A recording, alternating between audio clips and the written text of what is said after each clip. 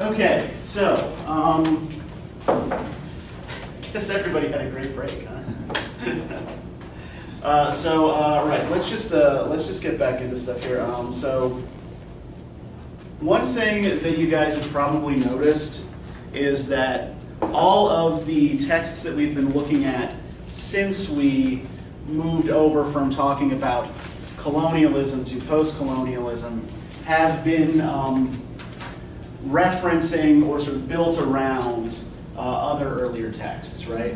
So, we look at Things Fall Apart.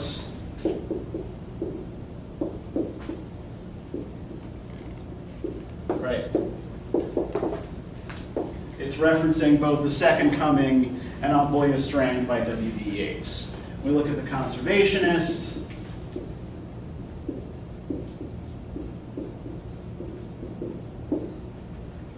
That is making explicit reference to T.S. Eliot's The Wasteland. And when we look at this text, it's making reference actually to several different works by Daniel Defoe. Right, mostly Robinson Crusoe, but there's a lot of other Defoe in here as well that we'll talk about in just a moment. And when we look next time at Wide Sargasso Sea,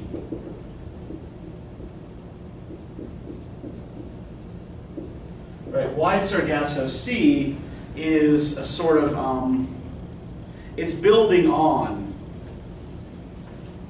Charlotte Bronte's Jane Eyre. Right, essentially it's the story of the childhood and young womanhood of Rochester's first wife, the one who's locked up in the attic for the whole novel and ends up burning his house down. So, post-colonial literatures generally are heavily invested in what we call intertextuality. Now, you guys are mostly senior English majors in this one. Is this a word you've run across before? Okay, good. So most of you are familiar with intertextuality and what this means, and that, yeah, right, it's referring to the way that, texts refer back to and rewrite each other, right? Okay, so this is a key feature of postmodernism.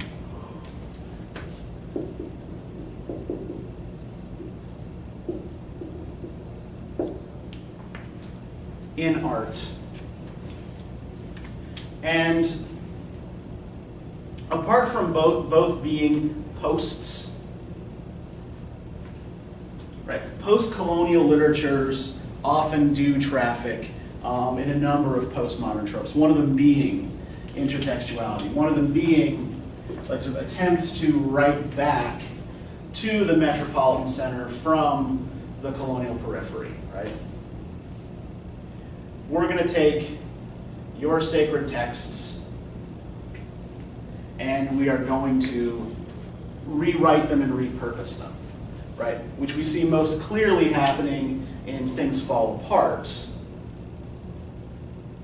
When we're looking at The Conservationist, Foe, and Wide Sargasso Sea, these are all books by white authors. So their relationship to that European literary tradition is a little bit different, right? There's a short story by Doris Lessing. I think some of you who would have taken World Lit II or the earlier version of World Lit with me might have read it. It's called The Old Chief Mishlonga.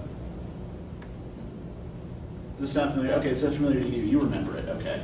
So it begins with the description of, the books. Well, it begins with a description of the landscape that the white child who is the narrator lives in. And then talks about the books that she reads, the fairy tales that she reads, that she gets from Europe, that describe completely alien landscapes, right? That look nothing like the world that she steps out into when she leaves her house. And so that European literary world becomes a kind of shell or bubble for settlers, for educated white writers, right? And sometimes I think these are attempts to kind of force their way out of that bubble, to kind of kick their way through, especially in this text, in the way it tries to deal with Friday, and the enigmas surrounding Friday. Now, other features of postmodernism in art.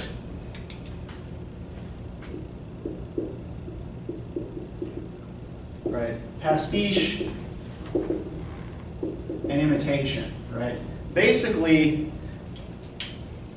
to a postmodernist, there aren't really any new or original ideas. What you do is take existing materials and recombine them in new and different ways, right? So how many of you have studied Romanticism at all? Okay, good. So have you guys read Coleridge on the Imagination? That sounds really familiar. Okay, so Coleridge describes like two different functions of the imagination, right? The first and lesser function he calls the fancy. And this is when you just take images in and recombine them in different ways, right? You don't do anything to fundamentally change or alter them. You take in sense impressions and you arrange them in pretty little patterns. Good for you. The greater function, according to Coleridge, and most romantics would have agreed with him, he calls the imagination, usually in great big capital letters, to demonstrate just how bloody important it is. And this takes all those sense impressions, melts them down, and spits them back out as something completely new and different, right? Something completely original. So while a romantic writer stresses that originality and doing something and creating something of your own with your sense impressions, a postmodern writer argues that this is actually impossible. And that everything we do in art, we do primarily through collage, through pastiche, through imitation.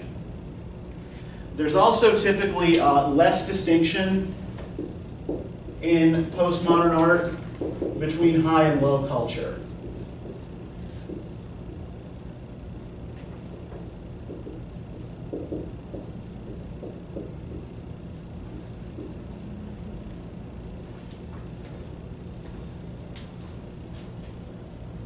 A Black Sabbath album is just as good as a Mozart sonata. An episode of ALF is just as interesting and worthy of attention if you can get something out of it as, as a Shakespeare play, right? Do any of you even remember ALF?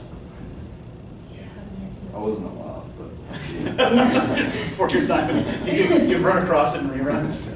Just a little side note here: darkest series ending in the history of sitcoms. It ends with Alf being captured by the CIA,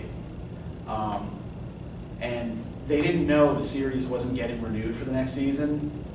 So that's just how it ends, right? Your furry little alien friend gets captured by the CIA, and they're probably going to perform an alien autopsy on it. Good times. Right, so this particular novel is trafficking in most of these ideas, right? Now, let's just gauge how this is going for you up to this point. Did you find any significant differences between the second half of this and the first half of this? Susan is a lot nicer to Friday. Okay, yeah, she's more, she's less afraid of him, certainly, Yeah. right? Okay. Can you give me an example? She just like cares for him. I don't know. Mm-hmm. She like. Does Friday actually seem to want to be cared for. Does he seem to actually take much notice of Susan at all? Not really. Yeah, it's kind of hard for her to break his shell, right? She never knows what he's thinking. And she can't really figure out a way to communicate with him, right? He follows her around, right? She describes him as at one point as her shadow. But she has no idea why he follows her around. And she is unable to teach him any means of communicating with her, right? Despite some sort of halting attempts, right? She tries the thing with the recorders. But even when they're playing, even when they're playing the same 6 notes together, it sounds discordant. Even though those 2 recorders are part of a set that are meant to be played together. And when she tries to introduce little variations on the tune, he just keeps playing the same 6-note tune, right? They're unable to harmonize. They're unable to come to some kind of accord. She gets frustrated and thinks that because of that, that he might also be deaf because he's not responding. He doesn't seem phased at all by. Yeah. If he's unresponsive to my entreaties, then he must not be able to hear, right? There must be some excuse for this, right? And there's an article that I read about this over the last few days. It says that there are basically 5 mysteries set up in the novel, right? The first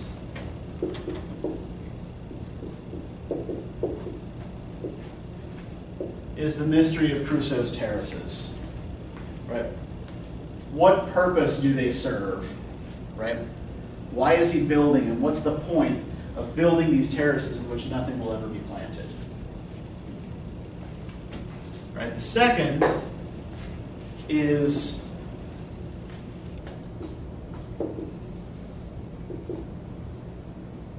the mystery of Friday's origins. Right? We don't know really for sure where Friday comes from. And this is a problem when Susan decides that she's just going to send him back to Africa, right? Well, one, where are you going to send him to? He can't tell you where he's from, and you're talking about an enormous continent with a variety of different nations. So are you just going to, drop him off in Cote d'Ivoire and hope he finds his way home? The other problem with that is that she can't find a ship's captain whom she trusts to not simply sell Friday back into slavery. That's right? an example of how she seems to care for him a little bit more. Yeah.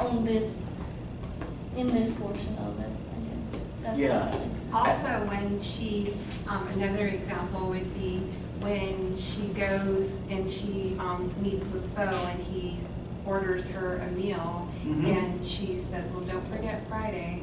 Yeah. But Even though she's starving, Yeah. but she's still concerned And about. Friday only gets the leftovers, Right. right? Foe and Susan eat first. He still doesn't get treated great, Yeah. which I mean isn't good. It's not a good thing, but Mhm. he does get treated a little better. Yeah. She's no longer freaked out by him, right? He becomes a kind of mystery to be solved rather than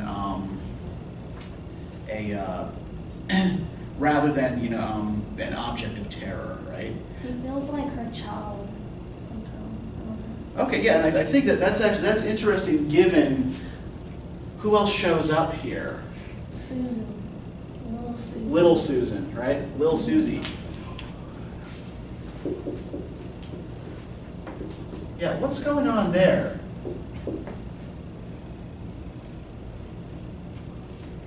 This might make a little bit more sense if I tell you a little bit about one of the other Defoe novels that this is referencing, right? So we know that most of this is built around Robinson Crusoe.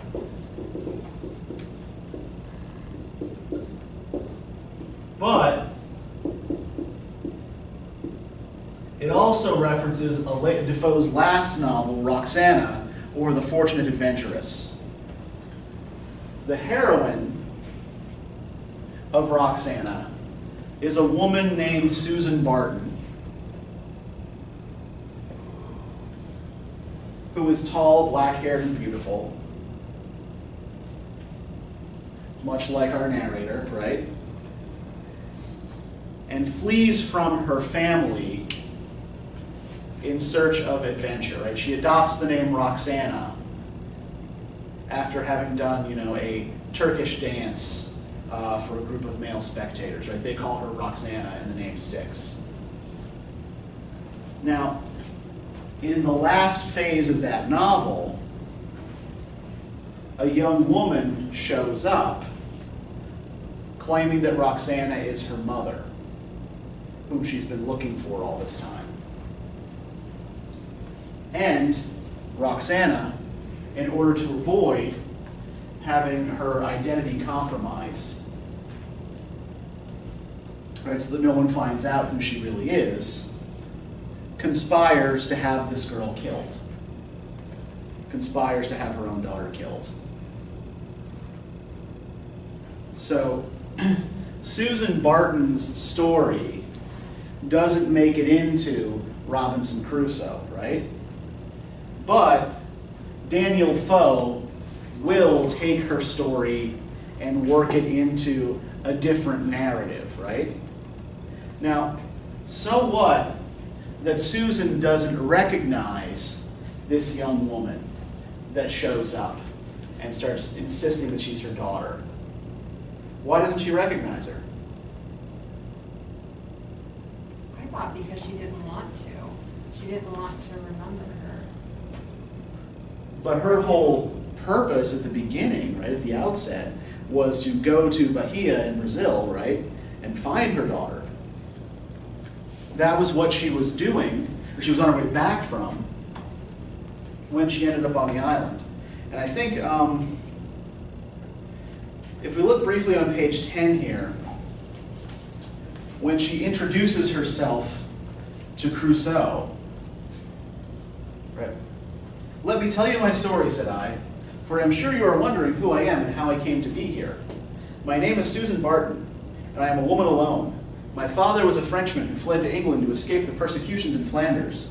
His name was properly Burton, but as happens, it became corrupted in the mouths of strangers. My mother was an Englishwoman. 2 years ago, my only daughter was abducted and conveyed to the New World by an Englishman, a factor and agent in the carrying trade. I followed in search of her. Arriving in Bahia, I was met with denials and, when I persisted, with rudeness and threats. The officers of the Crown afforded me no aid, saying it was a matter between the English. I lived in lodgings, and took in sewing, and searched, and waited, but saw no trace of my child. So despairing at last, and my means giving out, I embarked for Lisbon on a merchantman. 10 days out from port, as if my misfortunes were not great enough, the crew mutinied. Bursting into their captain's cabin, they slew him heartlessly even while he pleaded for his life. Those of their fellows who were not with him they clapped in irons. They put me in a boat with the captain's corpse beside me and set us adrift. Why they chose to cast me away I do not know. But those whom we have abused we customarily grow to hate, and wish never to lay eyes on again. The heart of man is a dark forest. That is one of the sayings they have in Brazil, right? A little bit of Joseph Conrad in there too. As chance would have it, so on and so forth. So, does anyone actually talk this way? Even in the 17th century, did anyone actually talk this way? As she's relating her life story to Defoe, what does she sound like?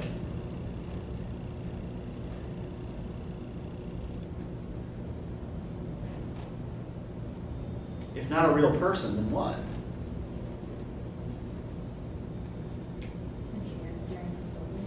Yeah, she talks like a character in a novel, right? In fact, like her origin story even echoes some features of Crusoe's, right? Especially in that first paragraph. Now, when the daughter shows up,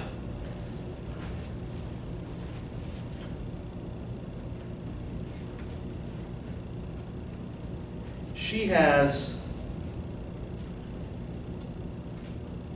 a similar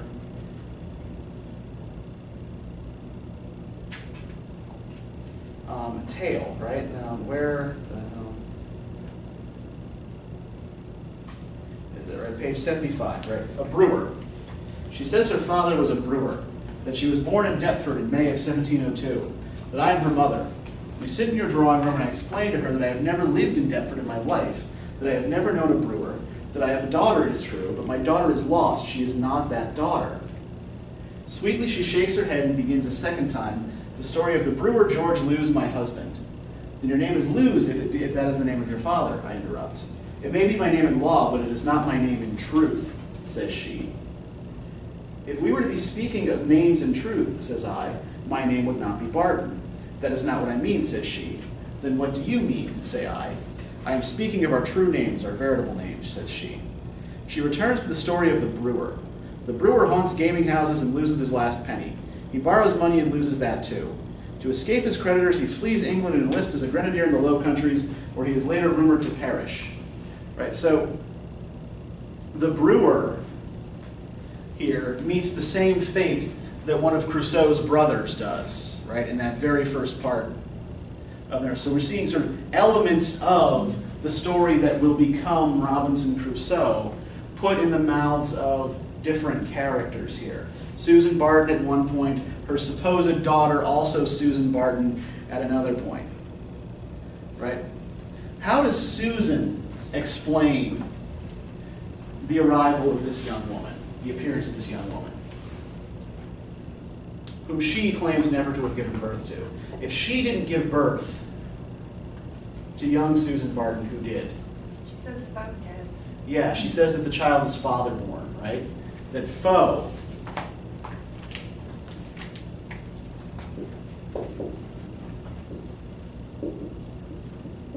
gave birth to her. And I think we can relate this back to what she says about the muse near the end of the novel, when she is in Foe's house and initiates maybe not initiates, participates in a sexual relationship with him, right? The muse who visits writers and artists and helps them beget the things they dream about, right? And I think that it's particularly telling, not to get too much into mechanics of all this here, right? What position does she take in bed with Foe? What does she claim as her right?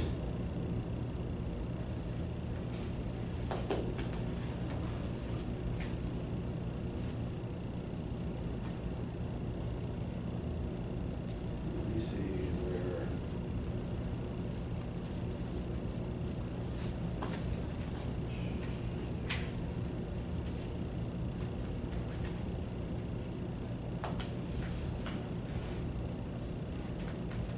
And now I can't find it.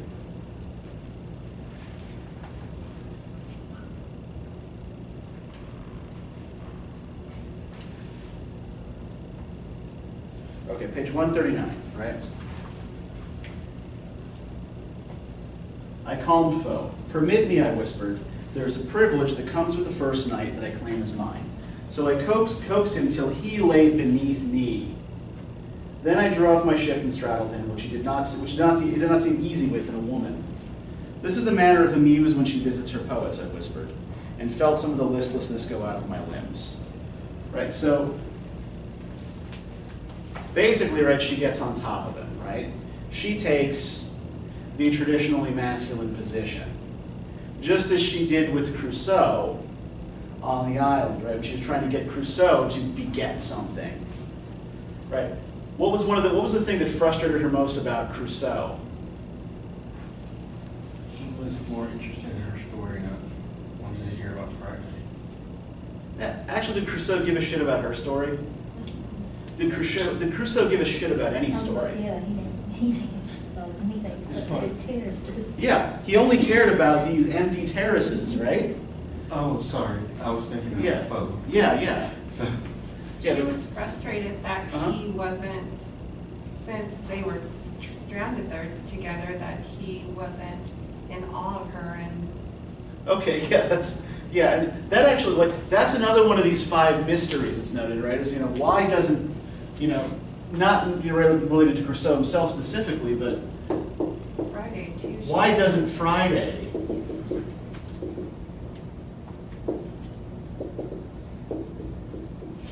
desire Susan? This seems to be something that she refers to obliquely a few times, right? We'll get to that in a minute. But yeah, the whole idea here is that, like, she keeps trying to help these male sort of creator or author figures give birth to something, right? Bring something into the world, beget something. And she ends up sort of being then left out of the account, right? The muse actually does the father's work. The author does the mother's work. It's a kind of gendered reversal there. But yeah, to get back to the thing about Friday, right? Some of the ways that she talks about it, like she certainly says that she feels no desire for Friday, right? And yet there does at least seem to be a hint of sexual interest. For example, on page 97, when they're trying to play the recorders together, right? If there'd been music on our island, if Friday and I had filled the evening with melody perchance, who can say? Crusoe might at last have relented, and picked up the third pipe, and learned to finger it, if his fingers had not by then been too stiff, and the 3 of us might have become a consort. From which you may conclude, Mr. Foe, that what we needed from the wreck was not a chest of tools, but a case of flutes. So, consort is a loaded word here, right? It refers, on the one hand, to a group that performs music, right?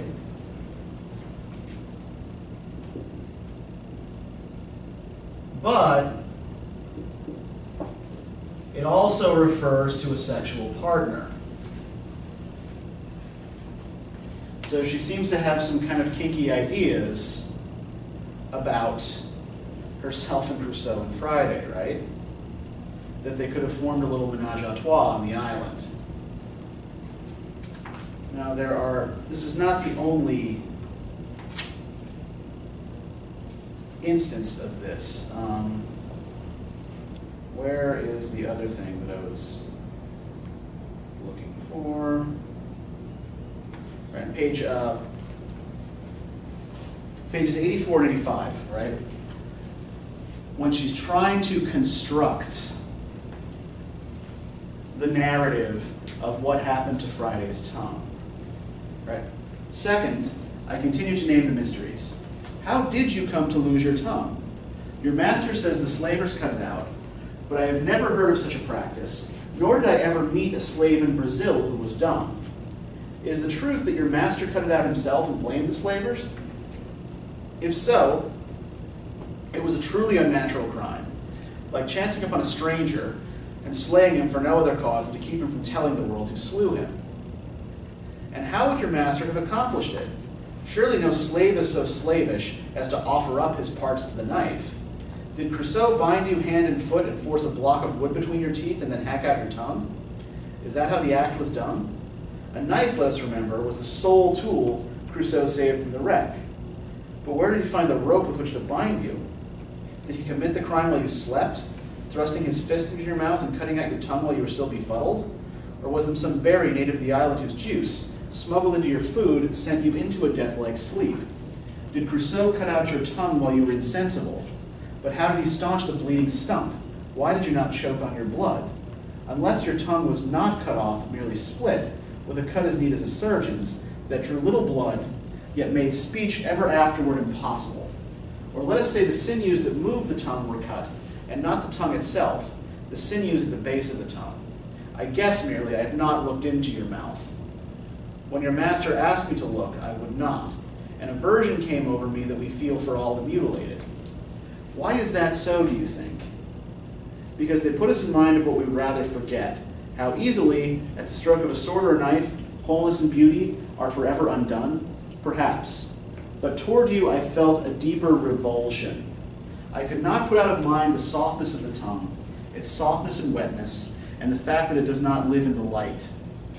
Also, how helpless it is before the knife, once the barrier of the teeth has been passed. The tongue is like the heart in that way, is it not? Save that we do not die when a knife pierces the tongue.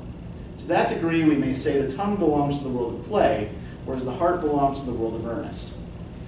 So to continue, we'll continue with this in just a second, but I think that it is important to note here the aversion that she says she feels towards Friday. The revulsion that she says accompanies it. And that this isn't necessarily actually about anything to do with Friday's tongue. Right? There's a very telling statement in here, right? Because they put us in mind of what we would rather forget.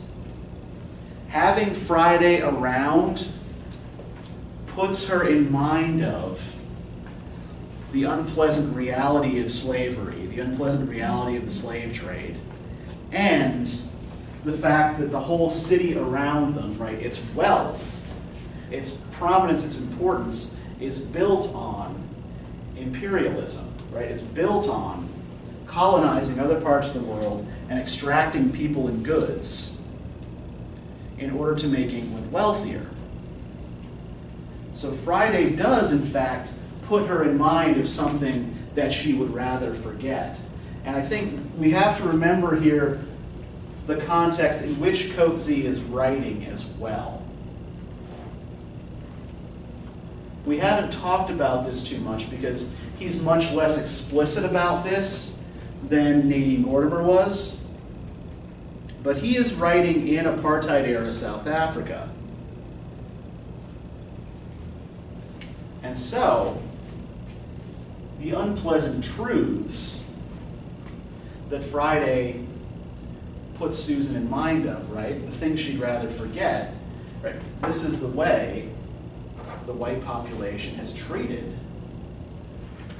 the black population of South Africa. And yet again, like just as there was with marrying, right? There is that sexual attraction to the other as well, right? When she's talking about the organs of play, right? Yet it is not the heart, but the members of play that elevate us above the beasts. The fingers with which we touch the clavichord or the flute, the tongue with which we jest and lie and seduce. Lacking members of play, what is there left for beasts to do when they are bored but sleep? Now, she's not really talking about fingers and tongues anymore, right? She is here expressing a sexual interest in Friday that Friday does not seem to reciprocate. Right? Friday seems to have no interest in her, no interest in or curiosity about her in this way. However long they are yoked together, right? You know, she watches him, even when he spins wearing Defoe's robe and wig, and nothing underneath the robe. And this is actually also this is a kind of ambiguous passage, and I'm not quite sure if it states exactly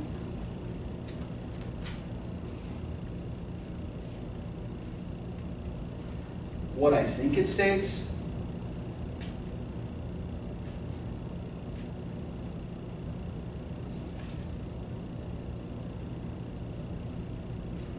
Right, she mentions on page 98, she compares the cutting out of the tongue to gelding, to castration. And then if somebody else can happen to find the passage in which Friday is dancing and she watches him. She kind of does to him what she wonders why he never did to her, and just kind of gawking at her. Yeah, she wants to see what's under the robe, right? She is interested in what's there.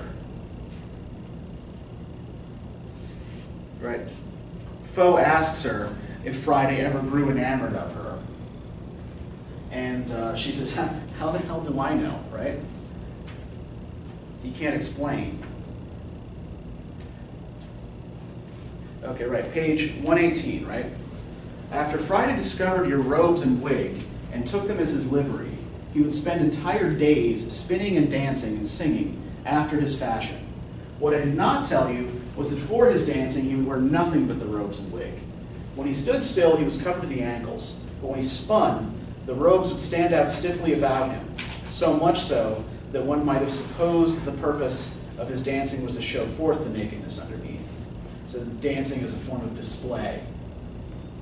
Now, when Crusoe told me that the slavers were in the habit of cutting out the tongues of their prisoners to make them more tractable, I confess I wondered whether he might not be employing a figure for the sake of delicacy, or that the lost tongue might stand not only for itself, but for a more atrocious mutilation, whether by a dumb slave I was to understand a slave unmanned.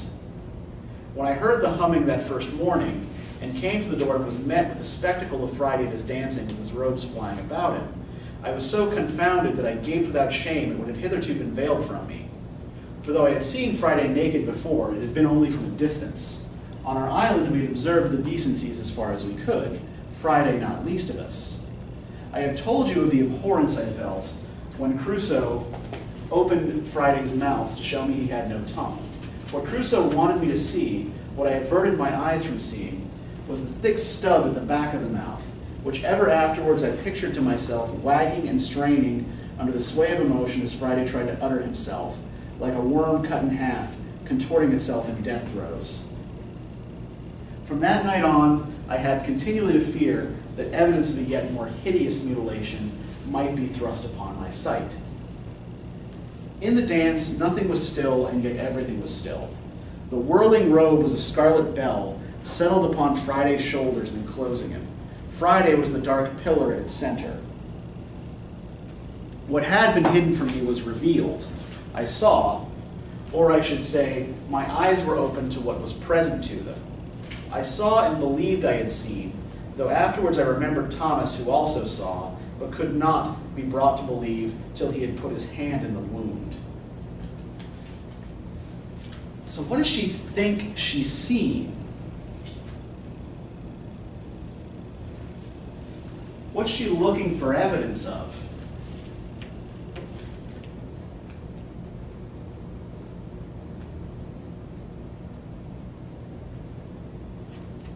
If Friday has one. Yeah, she's looking to see if Friday has been castrated, right? And she doesn't quite tell us clearly what it is she's seeing. Based on what she does say, I mean, what do you guys think? Do you think she's saying yes he was or no he wasn't? I felt like she was saying that he was, and that was like her maybe justification as to why he hadn't been interested in her. Yeah, she's looking for an answer to that, right? Why doesn't Friday make any sort of advances upon me, right?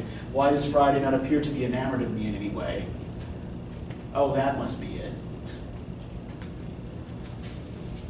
And it would also go some way towards explaining Friday's general attitude of passive resistance to everything, right? He just sort of sits there impassively all the time, not responding to Susan.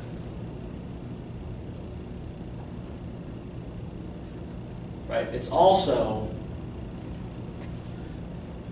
a terrible indictment of the system that produced Friday, right? And that not only has his tongue been cut out, or not only has been rendered incapable of speech in order to make him safe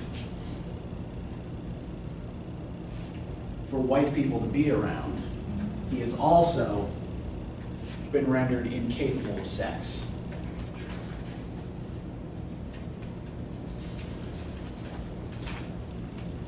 It's not quite clear whether this, especially because like the way Friday is described, whirling in the robes as being like a dark pillar at the center of all the whirling, is itself kind of phallic, right? So Friday himself is the phallus that Susan is drawn to, even if he actually lacks one, right? She is still sexually interested, right? You know, she mentions that she won't believe until, like Doubting Thomas in the gospel story, she puts her hand in the wound. She thinks she saw it, but she feels like she won't know until she's touched it.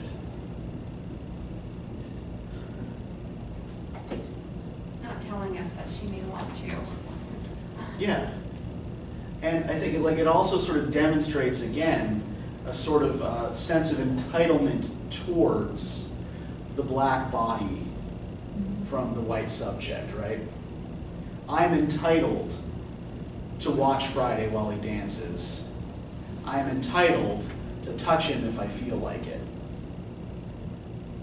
Why doesn't he want me to touch him? That's weird, right? All right, so as far as these mysteries are concerned, right? We've got Crusoe's terraces, right? And Crusoe's, I think we can relate the idea that Friday is unmanned to Crusoe's terraces, right?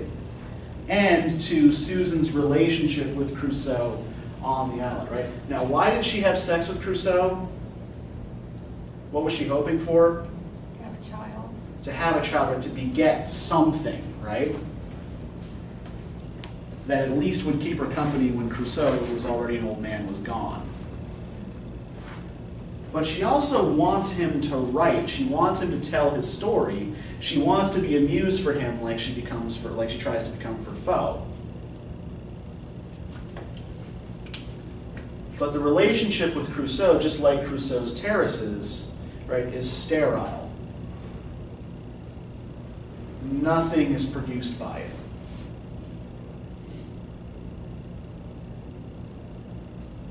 Friday has also been rendered sterile in two ways, right? He can't reproduce, and he can't tell his story. He doesn't have the means to explain.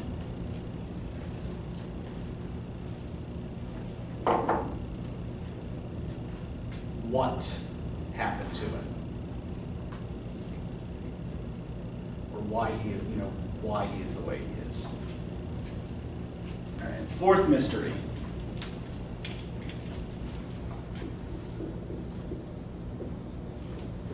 Why does Friday spread the petals over the sea?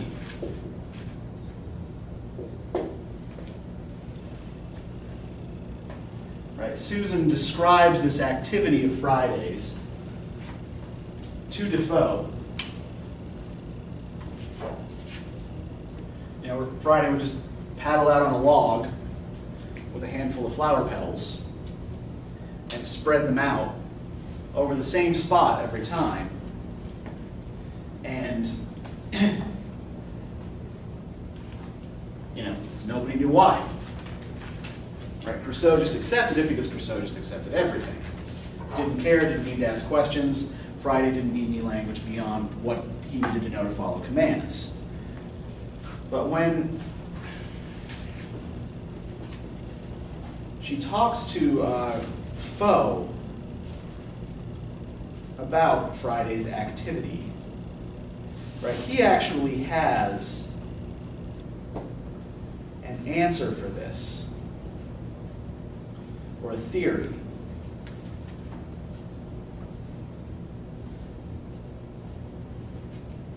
Let me just find it.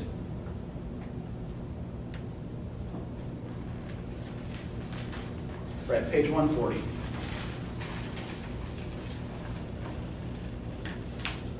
Foe lay still so long I thought he had gone to sleep. But just as I myself began to grow drowsy, he spoke. You wrote of your man Friday paddling his boat into the seaweed. Those great beds of seaweed are the home of a beast called by mariners the kraken. Have you heard of it? Which has arms as thick as a man's thigh and many yards long, and a beak like an eagle's. I picture the kraken lying on the floor of the sea, staring up through tangled fronds of weeds at the sky, its many arms furled about it, waiting. It is into that terrible orbit that Friday steers his fragile craft. What led Foe to talk of sea monsters at such a time I could not guess, but I held my peace. If a great arm had appeared and wrapped itself about Friday, and without a sound drawn him beneath the waves, never to rise again, would it have surprised you, he asked? A monstrous arm rising from the deep. Yes, I would have been surprised. Surprised and unbelieving. But surprised to see Friday disappear from the face of the waters, from the face of the earth, Foe mused. Again he seemed to fall into a slumber. You say, he said, and I woke up with a start, you say he was guiding his boat to the place where the ship went down, which we may surmise to have been a slave ship, not a merchantman, as Crusoe claimed. Well then, picture the hundreds of his fellow slaves, or their skeletons, still chained in the wreck, the gay little fish that you spoke of flitting through their eye sockets, and the hollow cases that had held their hearts. Picture Friday above, staring down upon them, casting buds and petals that float a brief while, then sink to settle among the bones of the dead. Does it not strike you in these two accounts how Friday is beckoned from the deep, beckoned or menaced as the case may be, yet Friday does not die? In his puny boat, he floats upon the very skin of death and is safe. It was not a boat but a log of wood, said I. In every story there is a silence, some sight concealed, some word unspoken, I believe. Till we have spoken the unspoken, we have not come to the heart of the story. I ask, why was Friday drawn into such deadly peril, given that life on the island was without peril, and then saved? The question seemed fantastical. I had no answer. I said the heart of the story, resumed Foe, but I should have said the eye of the story. Friday rose his log of wood across the dark pupil, or the dead socket, of an eye staring up at him from the floor of the sea. He rows across it and is safe. To us he leaves the task of descending into that eye. Otherwise, like him, we sail across the surface and come ashore none the wiser, and resume our old lives and sleep without dreaming like babes. So Foe argues that the thing that Friday paddles over, metaphorically at least, is an eye. Now, what do we see Friday drawing on the slate? Eyes. Yeah, Big feet. eyes everywhere. Yeah, eyes inside of feet, right? This eye, and he smudges it out when he sees Susan watching him, right?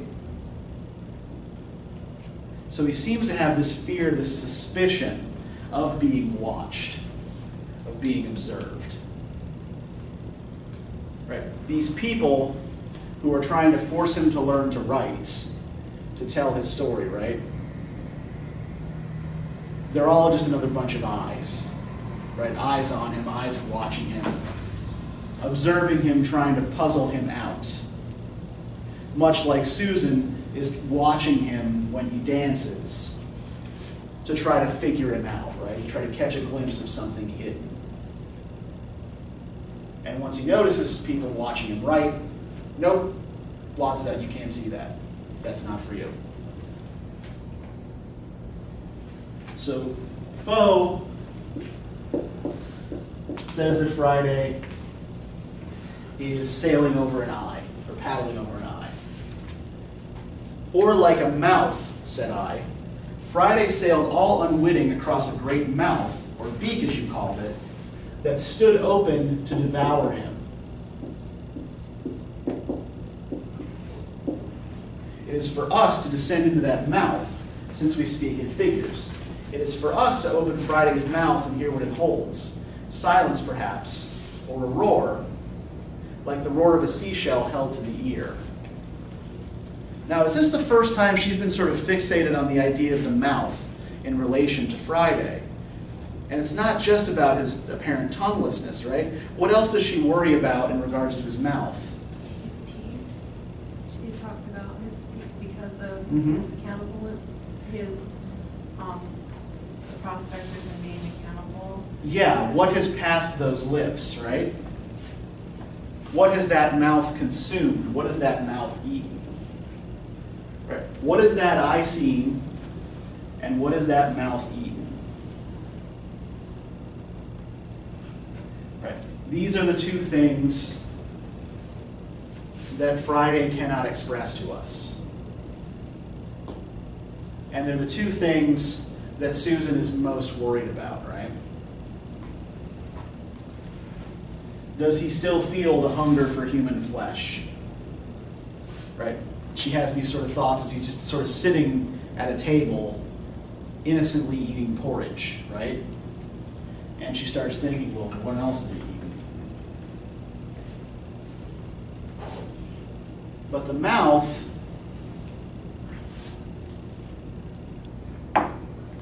is not just the organ of consumption, it's the organ of communication, right?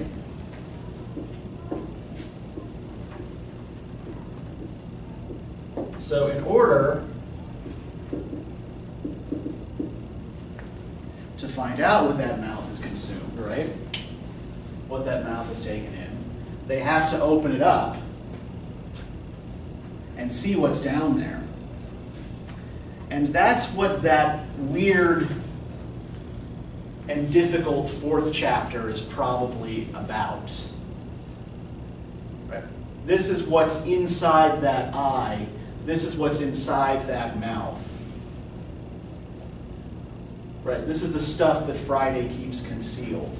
And the whole point of it is to open Friday's mouth at the end.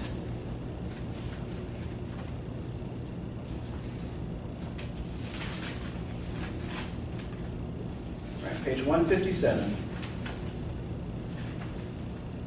In the last corner, under the transoms, half buried in sand, his knees drawn up, his hands between his thighs, I come to Friday. I tug his woolly hair, finger the chain about his throat. Friday, I say, I try to say, kneeling over him, sinking hands and knees into the ooze. What is this ship? But this is not a place of words. Each syllable, as it comes out, is caught and filled with water and diffused. This is a place where bodies are their own signs. It is the home of Friday. He turns and turns till he lies at full length, his face to my face. The skin is tight across his bones, his lips are drawn back. I pass a fingernail across his teeth, trying to find a way in. His mouth opens. From inside him comes a slow stream, without breath, without interruption. It flows up through his body and out upon me. It passes through the cabin, through the wreck. Washing the cliffs and shores of the island, it runs northward and southward to the ends of the earth. Soft and cold, dark and unending, it beats against my eyelids, against the skin of my face. And that's the end. That's where we're left. So, once Friday's mouth is opened, can he express himself in words? No. Are there words for what he's been through? Right? It's not just that he can't speak, right? It's not just the lack of a tongue. It's that the experiences that he's been put through can't really be adequately rendered in speech. Right? They can be rendered symbolically in various ways, right? That same repetitive tune, right? He only knows that it's always the same 6 notes without variation. He can express himself sort of through spinning in dance, or again, like purposeless motion, right? Motion that's going nowhere. And through that hum that he occasionally does now and again, which is sort of what this is most similar to, right? But what do we notice about the way this feels when he speaks? What is it that comes out of his mouth?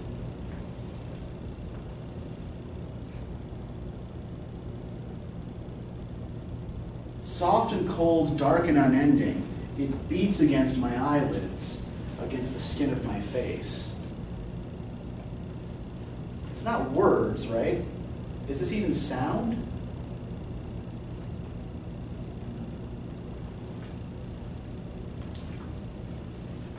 It's just force, right? He opens his mouth and force comes out that beats against the face of whoever this narrator is. By the way, like, is it clear who's narrating this final part, this final chapter?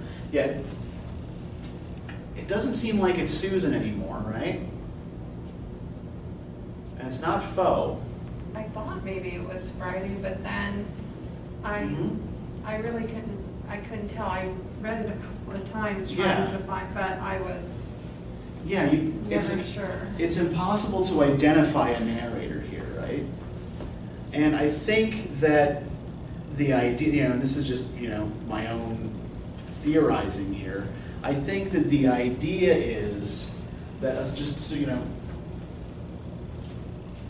a kind of generalized reader figure going down into the eye and the mouth, finding Friday where he is, and being hit by the force of Friday's pain, right?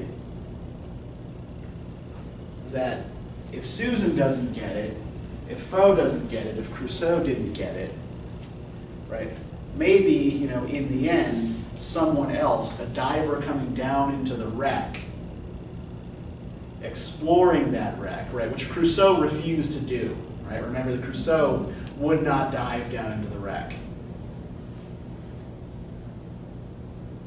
And Friday, and Susan only observed its surface. So someone actually with the courage to go down into the wreck, look around at what's down there,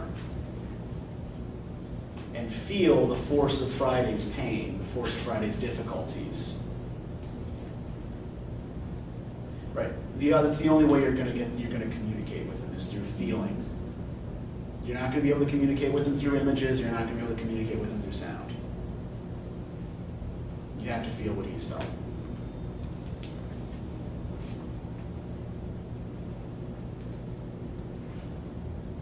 But like I said, that's just, that's just me. I could be wrong. All right, so do any of you guys have any questions or comments about this? Like anything that's still weird to you or funny to you? I was a little bit unsure about when they found the dead baby, because I thought, is that Selok to her daughter? But then I guess I was just confused because then young Susan came, and I felt like when that she probably was her daughter because she acted. I mean, she kind of shivered when her mom touched her, and she, she acted like you would think somebody would after being away from there. And I think the question to consider here, though, is to what extent are any of these characters, apart from maybe Foe himself, actually, as Susan puts it, substantial bodies?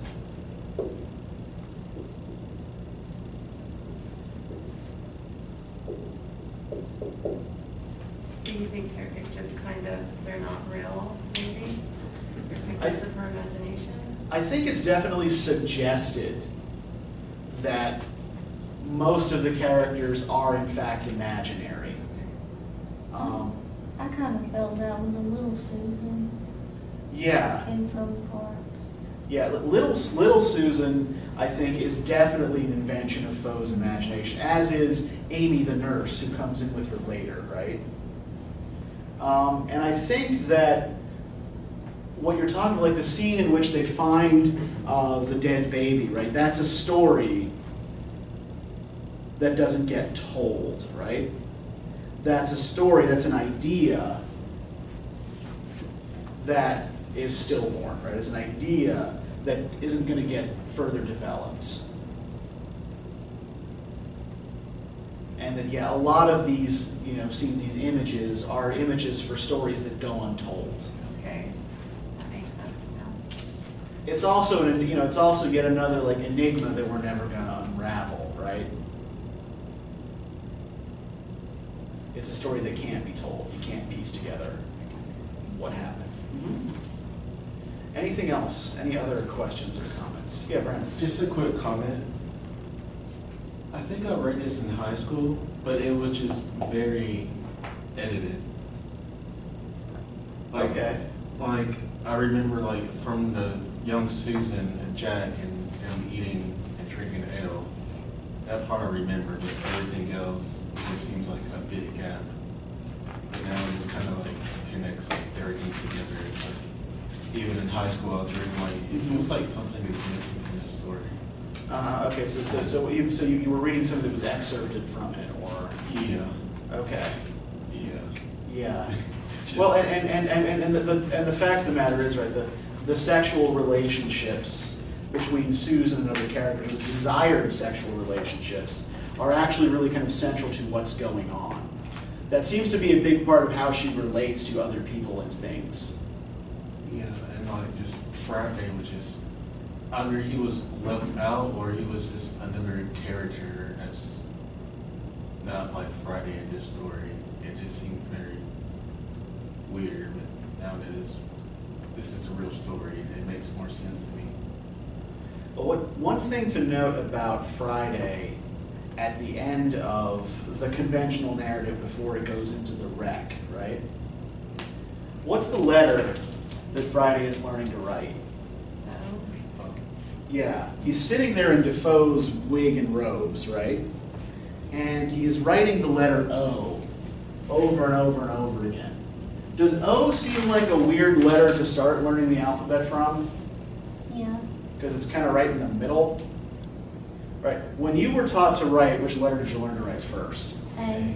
A, right? Now O is actually simpler to draw, right? But we tend to teach the alphabet in order, right? O being in the middle does not come first. A usually comes first. So why then is Friday learning to write the letter O first? I will tell you. Because the O that he is writing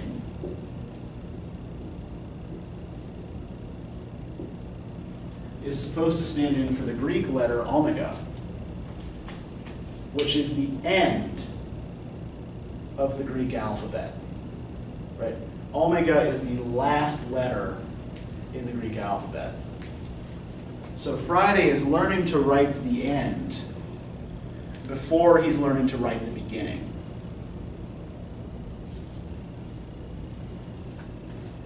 He's writing his present circumstances, where he's ended up, before he can learn to write the beginning of his story, right? Foe mentions, right, we must teach him A later on, right? A, alpha, the first letter of the Greek alphabet, right? I am, what's the sentence from the book of Revelation is, I am the alpha and the omega, and so on and so forth. So yeah, so he has to start at the end and work his way back to the beginning. All right, anything else? What was the last mystery? Oh, shit. All right, there were 5, weren't there? Yeah. Okay, so what the hell is Crusoe doing with the terraces? What are Friday's origins? Why doesn't Friday desire Susan? Why does Friday spread the petals over the sea? Oh, and there's... Right. Why does Friday dance?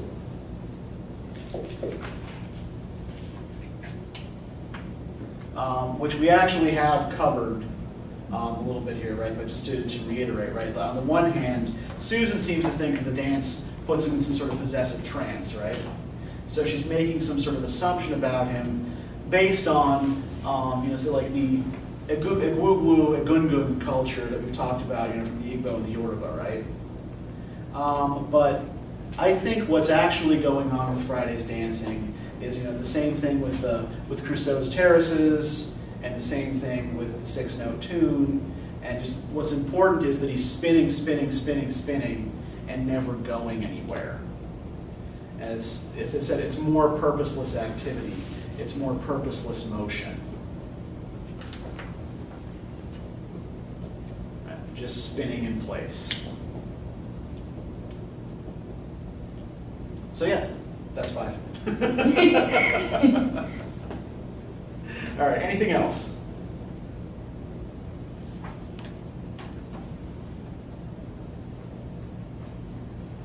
All right, then let me give you some reading questions to get started for next time.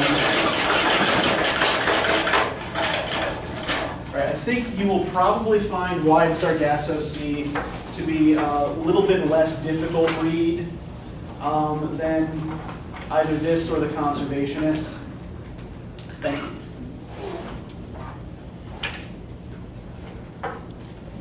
The plot is a little bit more straightforward. All right, yes, this is waking up, good.